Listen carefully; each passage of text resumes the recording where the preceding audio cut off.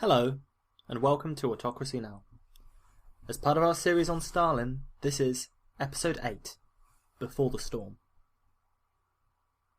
On the 23rd of August 1939, the airport in Moscow had been emblazoned with swastikas, the symbol that had become synonymous with both Nazi Germany and with anti-Semitism and racial hatred. An orchestra was playing the German national anthem, which had now become synonymous with fascism. This was no act of sabotage, of the kind that Stalin and his police force had persecuted so many individuals for in previous years. Instead, they were rolling out the red carpet for a very important diplomatic guest, Joachim von Ribbentrop, the Nazi foreign minister. He arrived at 1 p.m. By 2 a.m., the great treaty he had arrived in Moscow to sign was ready.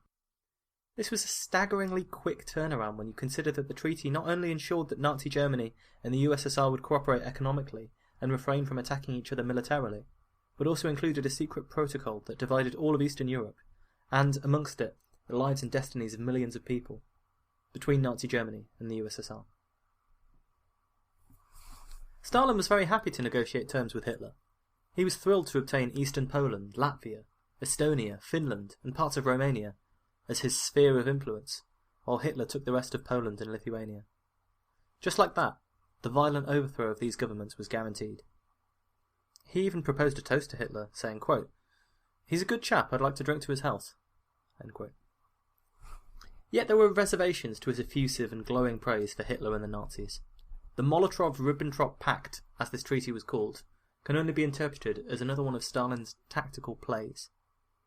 It's not the case that he genuinely hoped that the USSR and Nazi Germany could have a lasting peace where they'd each stick to their own spheres of influence and unite against the liberal democracies that both viewed with deep suspicion.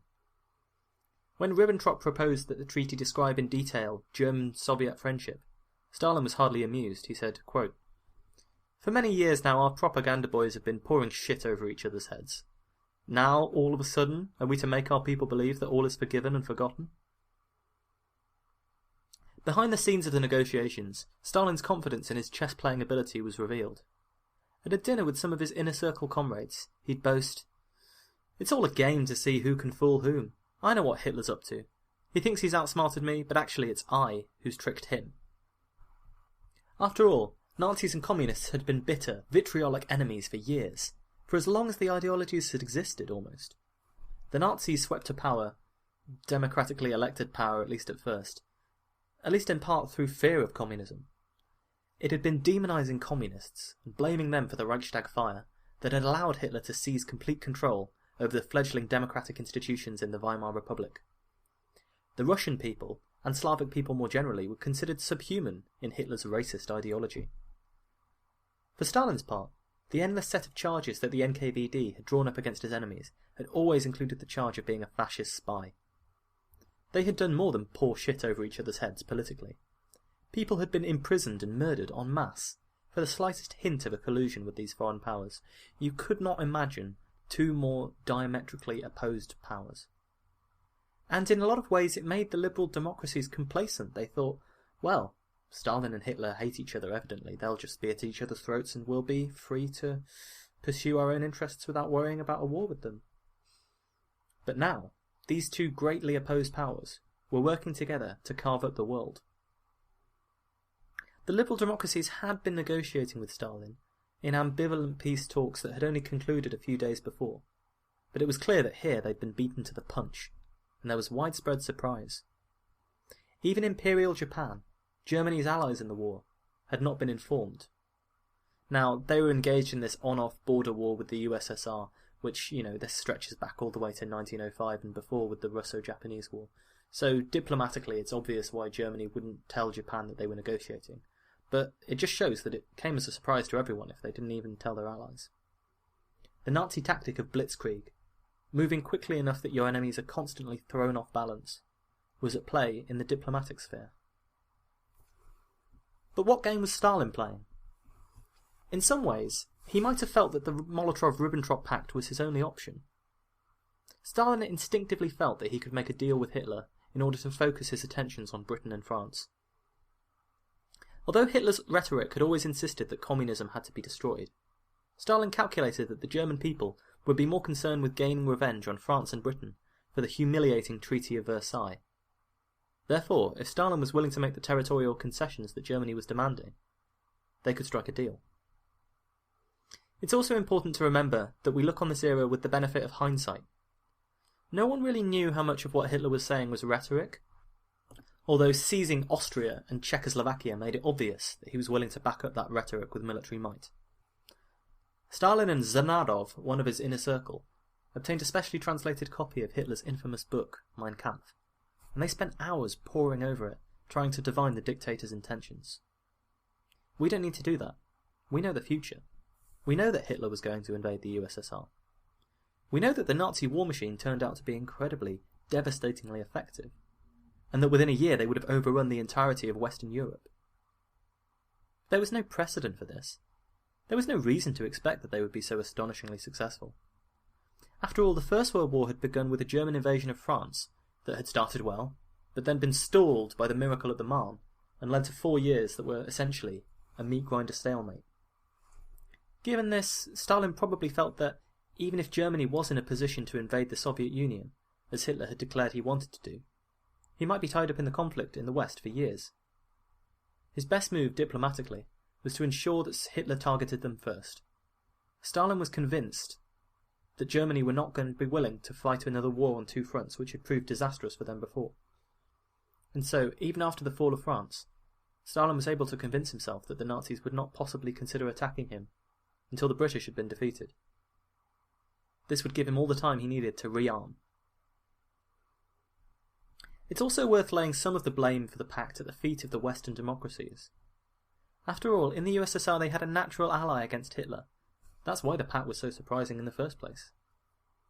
But the policy of appeasement, ceding more and more eastern territory to Germany, indicated to Stalin that they were not really willing to form any kind of proactive alliance to stop Hitler.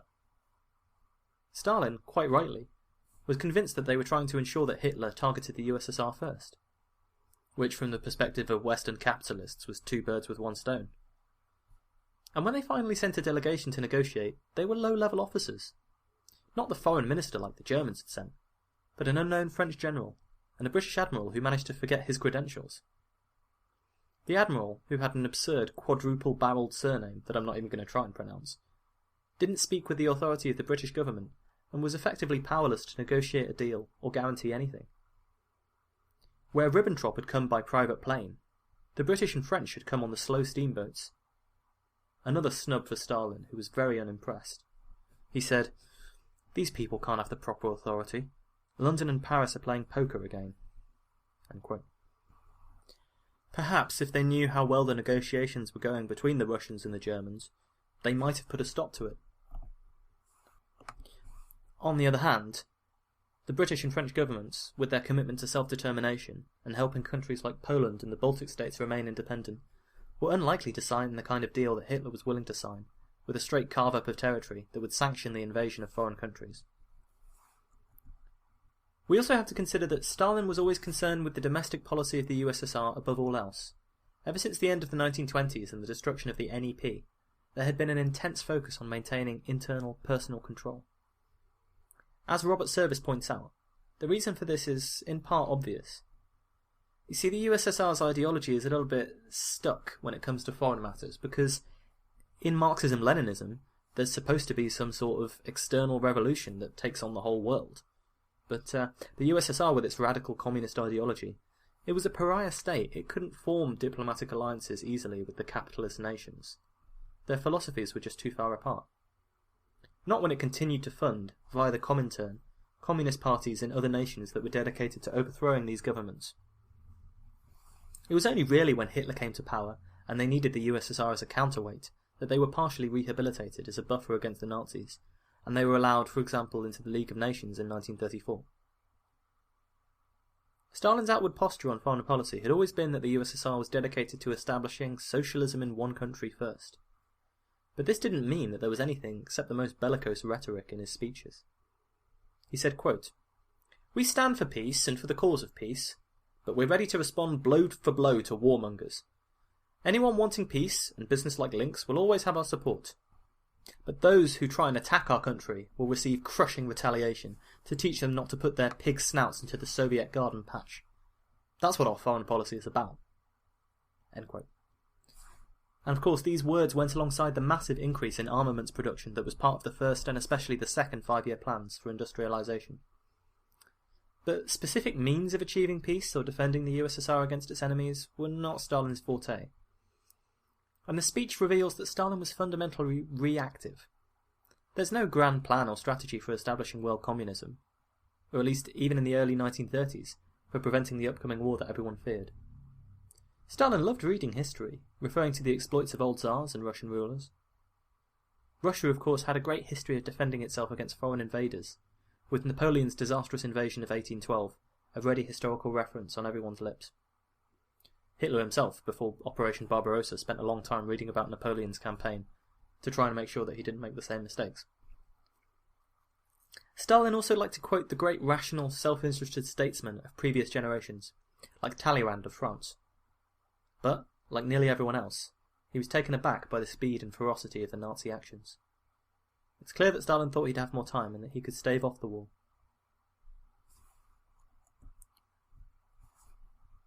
The Red Army had successfully invaded eastern Poland and constructed military bases in the Baltic states, in accordance with the agreement in the Molotov-Ribbentrop Pact. This was hardly a great military victory, however, as the Polish forces had been crippled by the Nazi invasion, and they likely weren't expecting to be stabbed in the back by the Russians. Indeed, some of the generals allowed the Red Army to march through Polish territory, having been told that they were going to join the struggle against the Nazis, or that they were intervening to protect Soviet populations in Poland. This kind of sounds a little bit similar to the excuse that Russia uses for intervention today.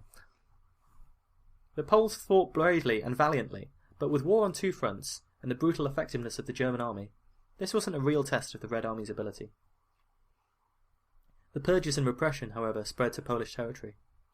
In a now infamous war crime and atrocity, the Nkvd massacred 22,000 army officers, members of the Polish police, and intelligentsia. They killed pilots, doctors, writers, journalists, landowners, anyone who was considered capable of helping the resistance, in the Katyn forest in Poland. This horrific crime was blamed on the Nazis by the Soviet government until 1989 and the collapse of the Soviet Union. Only then did they admit that Stalin had personally ordered the massacre, and that Khrushchev had supervised it. Katyn was typical of the mass executions carried out by the Nkvd in this time. People would be lined up in front of mass graves and shot, one by one, in the back of the neck with a pistol. There were so many victims that this would often take all day. One executioner, who was infamous as one of Stalin's most prolific hangmen, personally shot 7,000 of the victims of Katyn. To understand the scale of the horror of Katyn, imagine this man shooting one victim every 3 minutes, for 10 or more hours in a day. Then multiply that by the 28 days it took him to finish the job. You begin to understand just how awful these events were, and how cheap life was to Stalin and his secret police. All, in repressing Poland, a staggering 10% of the population would be deported, with many of them dying in the process. For Poland there was no respite and no mercy in the Second World War. Despite their ruthless subjugation of Poland and the 5-year plans, the Soviet military was woefully underprepared. One of the key reasons, of course, is that Stalin had just purged most of the officer corps and thrown the leadership of the army into disarray. I feel like you can't really have an understanding of why the Soviet Union was so unprepared for World War II, despite the efforts, without realising that the Great Terror had had a great impact on the armed forces. Unfortunately for Stalin, these weaknesses were to be exposed to the Nazis before they even invaded. In 1939, the USSR demanded territory from Finland, which was very close to Leningrad, around 20 miles from the border. A lot of this was old Tsarist territory that had been lost to Finland during the Revolution and Civil War. Now they were concerned, rightly as it turned out, that in the coming war Finland would provide a springboard for the quick capture of the key industrial city of Leningrad.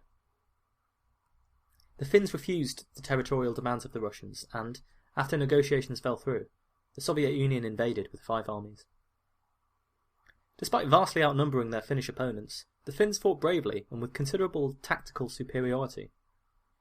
Now they didn't have any major anti-tank weapons or tank forces of their own, but the Finns were cunning and they mixed alcohol, tar and gasoline together in glass bottles that were hurled at enemy tanks. In the initial invasion, this technique managed to destroy 70 Soviet tanks. The name the Finns came up with for their improvised petrol bombs was a slap in the face to a leading Bolshevik, They were called Molotov cocktails. Regularly in the war we see much smaller Finnish forces, with the advantage of knowing the terrain and behaving defensively, beating back attacks from far larger Soviet armies. The Red Army's clear and callous disregard for its soldiers, with a typical attack on a fortified ridge costing over 1,000 dead and 27 tanks destroyed in an hour, was revealed. I mean, they were so wasteful of resources sometimes. More troubling than this, though, were the command issues. The purge had meant that army officers had been selected for political loyalty over genuine military competence. I remember one of the first times I got interested in the politics of my own country was when I heard on the news something about a cabinet reshuffle. And this happens in the UK. Suddenly the guy who was in charge of defence was going to be in charge of transport, and the culture secretary was in charge of the health department. Since then, the education secretary has taken over and is now in charge of health. Now this baffled me for a while. I thought, surely all of these men are working in areas where they don't have any expertise. That was before I realised, of course, that the guys at the top had chosen for political loyalty more than actual relevant experience.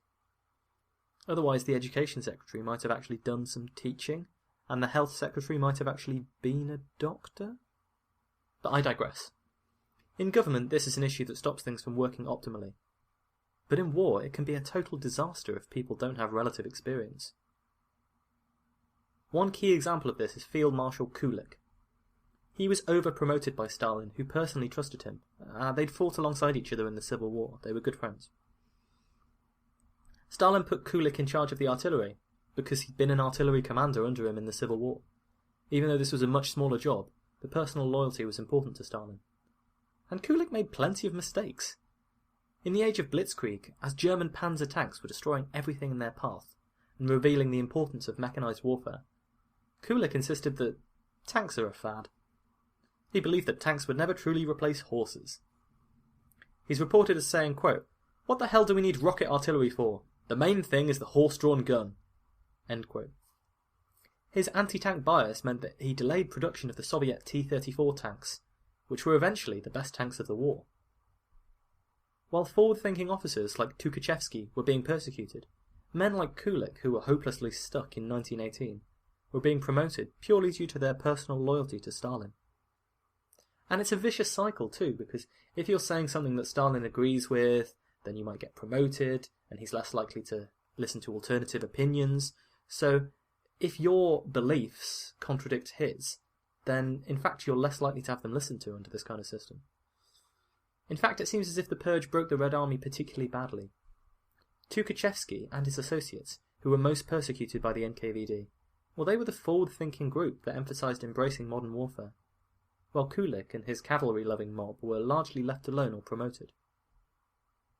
And it's odd in a way that Stalin didn't realise that Kulik's ideas were terrible, because he was constantly going on about how Russia was being beaten for backwardness, and then to listen to this man who said that tanks weren't going to be a thing, it just seems ridiculous to me. But the Red Army had also drawn up plans that predicted precisely where the invasion was likely to come. These plans proved to be correct, but Stalin disagreed with them, and the general defensive strategy of the USSR was subject to his meddling. It's fair to point out that actually, the later stages of the war, this trend reversed. Stalin delegated more and more military command to his trusted subordinates as he started to win, and Hitler took a greater personal control over his operations. Such is the way with the dictators, yet it led to the classic observation that two of the greatest armies in world history were in the hands of military amateurs during the Second World War. Without getting too far into military hardware geek specifics, it's obvious that Stalin's purges were having an impact on high command. Not just in terms of the talent that had been lost, but in terms of what the people who were left felt they could do. People were deathly afraid to report failures or concerns with battle plans to higher-ups, because you might get accused of being a saboteur or a defeatist. Many of the commanders of the army were political commissars with no real military experience. But if you disagreed with them, it could mean your death. Stalin's paranoia and eager willingness to purge the army, even during wartime, was not abated. His constant conviction that failures were due to treachery rather than military reality, his own mistakes, bad tactics, or a poorly equipped army, meant that purges continued throughout the war. Consequently, countless terrible decisions were being made by the Red Army, at a shocking human and military cost, and with no hope that they could be corrected by the officers that remained who had some reasonable experience. These problems would be magnified 100-fold when the Nazis invaded. Stalin himself would later admit that the army performed badly in the Winter War against Finland. Eventually, the overwhelming numbers of the Red Army prevailed, and the Finns negotiated a peace treaty where they ceded some territory. But the Red Army had really been embarrassed on the world stage. One of his key subordinates, Voroshilov, in a bitter shouting round during the war, hit the nail on the head. He said, "You have yourself to blame for all of this. You're the one who annihilated the old guard of the army. You had all our best generals killed." Voroshilov, who had personally signed 185 death lists and denounced many of his fellow officers, was being a tiny bit hypocritical here. It was probably only his status as a Politburo member that protected him. Unfortunately, this was one of the few times that Stalin's comrades were willing to be honest with him. But Stalin did begin to take criticism on board, and over 11,000 officers who had been arrested under the purges were freed and returned to military service. Which creates another set of the uniquely tragic human stories that a dictator like Stalin generates, when every little whim he has gets enacted into reality. Imagine being an officer like Konstantin Rokossovsky. He was a brilliant officer, who masterminded one of the Red Army's biggest successes. But he was Polish-born. He must have known how Stalin had devastated his native land. What's more, Rokossovsky had been personally persecuted by the Nkvd. His wife and daughter had been exiled. He'd been tortured in prison for 3 years. Twice while he was in jail, he was taken out with no warning in the middle of the night and subjected to a mock execution. When he first met Stalin after his ordeal and his sudden mysterious release, Stalin noticed that he had no fingernails, the work of his torturers. Rokossovsky later told his daughter that the reason he always carried a pistol was that he would not surrender alive if they came to arrest him again. Yet this man was instrumental in some of the key Red Army successes. He served Stalin loyally. But how can you possibly have an army based on trust and loyalty, when this is the kind of historical weight that hangs over people? Yet the biggest failure that arose from the culture of terror surrounding Stalin was his astounding failure to anticipate the Nazi invasion.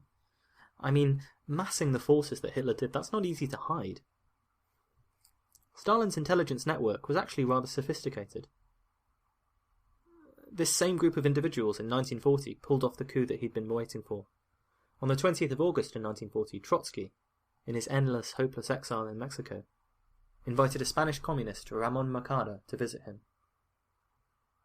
Although he'd been hunted for years, Trotsky was still coordinating various international communist groups that denounced Stalin and worked towards a true revolution. He was a dedicated Marxist to the end. His utopian fantasies of the socialist paradise were not diminished by the reality of a Bolshevik seizure of power. Russia, Trotsky had decided, was declared a special case, because the peasants were not true Bolsheviks and did not want socialism. So Trotsky was coordinating this meeting with Mercader. He looked down at the article that Mercader had brought him, and Mercader pulled an ice pick out from his jacket and drove it through Trotsky's skull. He was not killed instantly, but Trotsky died shortly afterwards, saying, "Stalin has finished the job that he started." And it was not just in distant Mexico that Stalin could make his power felt. There were communist sympathizers throughout Europe and the world, and plenty of anti-Nazi elements who were willing to help the USSR. But Stalin did not trust his security services. He was endlessly paranoid. He didn't let other members of the government and the Politburo have access to the information from his spy network. And he didn't trust the spy network itself. He didn't allow other members of the army to see the intelligence reports even. In just the same way as failure on the part of industrialists was sabotage, any information that conflicted with Stalin's worldview was all too often dismissed as trickery from the British or provocations by Hitler to justify war. Fake news. Stalin himself seemed amazingly willing to trust Hitler, a statesman who had reneged on every single previous deal he'd ever struck with a foreign government or with politicians in his own country. When at a meeting, the brilliant General Zhukov, about whom we'll have a lot more to say, asked Stalin whether defences along the western frontier should be bolstered, Stalin reassured him. Stalin said, "Our ambassador had a serious conversation with Hitler personally, and Hitler said to him, 'Please don't worry about the concentration of our forces in Poland. Our forces are retraining.'" End quote. Stalin may not have believed this, But the fact that he'd make excuses for defending the western frontier as late as 1940, only a year before the invasion, is shocking. British attempts to warn him about the date of the invasion were similarly rebuffed. He was still convinced that the British were trying to play the Nazis and the USSR off against each other. But even Stalin's own intelligence network did not fail him. He had plenty of indication that the Nazi invasion was coming, down to the exact date of the invasion itself. But when Zhukov and Timoshenko, key Red Army generals, told him about the array of information that was available, suggesting the invasion was imminent, Stalin threw the documents back in their faces, saying, "I have different documents." He was burying his head in the sand and living in a world of alternative facts at the start of 1941. Hitler had moved over 3 million troops close to the border, and had even begun aerial reconnaissance flights over Russian territory that Stalin knew about. He dismissed them as provocations. Then, a Nazi deserter with communist sympathies defected and gave them the plans of the invasion.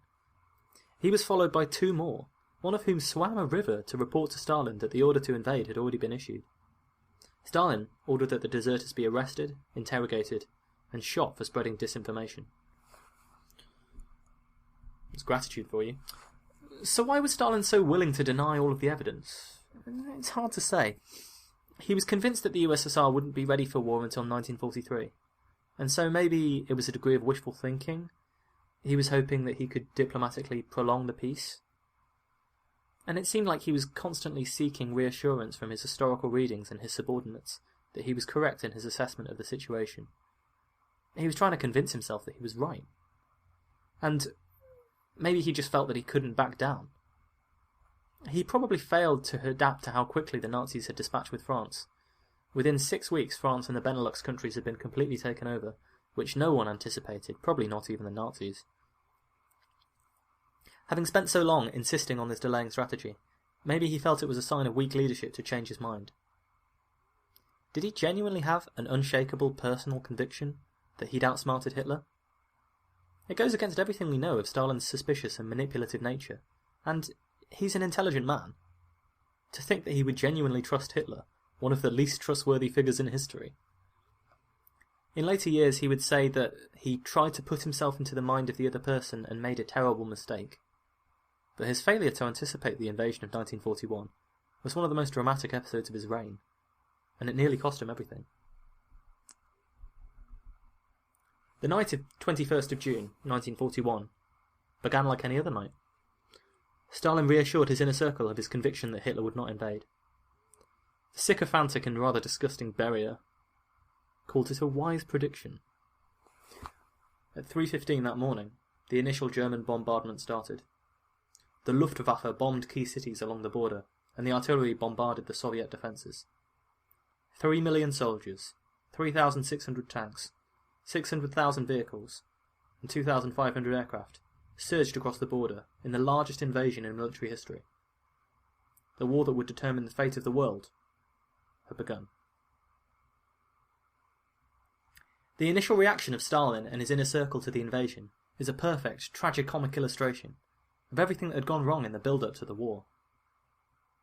There was an immediate flurry of phone calls between key Red Army figures like Zhukov and Timoshenko. They were terrified of the invasion, but they were more terrified of who was going to call Stalin and tell him that the invasion had begun. This incident seems to have descended into complete farce. Each of them tried to call the front line, which was in absolute chaos. The initial orders were, "Don't react." Even ordering a counterattack or defensive manoeuvres was too much for them to do without Stalin's say-so. Timoshenko, amazingly, told his underlings who were telling him about the situation of the invasion to report to me in writing before he was willing to call Stalin. He was afraid that if this turned out to be false, and the army was purged as a result, he'd be executed. Having a nice written report meant that he could blame someone else. All the while, Stalin was asleep. He slept for over 2 hours before Zhukov called him and reported the invasion. Just a few weeks ago, Stalin had yelled at Zhukov, quote, "What are you about? Do you really want a war? Haven't you got enough medals and titles?"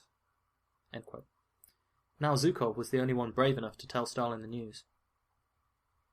Apparently, when he told Stalin that he was wrong, that the invasion had come, he just heard Stalin's breathing down the phone for the first minute or so, before he summoned his generals and political allies to a meeting. Even then, as Luftwaffe bombers were pounding the Russian cities, Stalin still remained convinced that Hitler can't possibly know about it. That scoundrel Ribbentrop, he's the one who's tricked us. Stalin issued absurd orders telling the Russian troops not to cross the border into German territory, in case this was a provocation. This order was both politically and militarily ludicrous. The scale of the defeat in the initial invasion was massive. The Red Army would not see that border for years to come. So stunned was Stalin by the war that he gave the task of announcing it to the Soviet people to Molotov, the man whose pact had just been tossed aside. Molotov later recalled, quote, "He didn't want to be the first to speak. He couldn't respond like a robot to everything. He was a human being, after all." End quote. Molotov delivers this speech on the radio, but it's not just a standard Soviet propaganda speech. They already start referring to it as the Great Patriotic War. Perhaps Stalin sensed that the loyalty to the ideals of communism would be less powerful than love of country and desire to defend homeland against foreign invaders. That would inspire more people to action than defending communism against fascism. Maybe that was the only calculation he got right in the early days. For the first day or two, perhaps, Stalin oscillated between panic and optimism, in the way people tend to do when they don't have enough information, or when new information has just started to sink in. When Stalin would realise what had happened, the scale of the defeat on the front, he was unable to process it. Thank you for listening to Autocracy Now. You can email at us at autocracynow@outlook.com. Follow us on Twitter, like the page on Facebook. Please leave a rating or review on iTunes or your favourite podcatcher. That way I don't have to throw paper airplane flyers from the top of the Empire State Building, which is inefficient and impractical and expensive advertising given that I don't live in New York. Tell your friends, tell your enemies, and be kind to one another. Next time, I will discuss the full scale and consequences of Stalin's miscalculation, which surely has to rank alongside the worst military defeats in history. I am going to try to avoid the very serious risk of giving you a full blow-by-blow account of the Eastern Front of the Second World War, partly because other people have done it far better than I can ever hope to, and partly because this is not a World War II podcast. I'm going to try and keep the focus on Stalin, but even so there's going to be a lot of military history. And I'll talk about one of the strangest episodes in Stalin's life, one that remains mysterious to this day. See you then.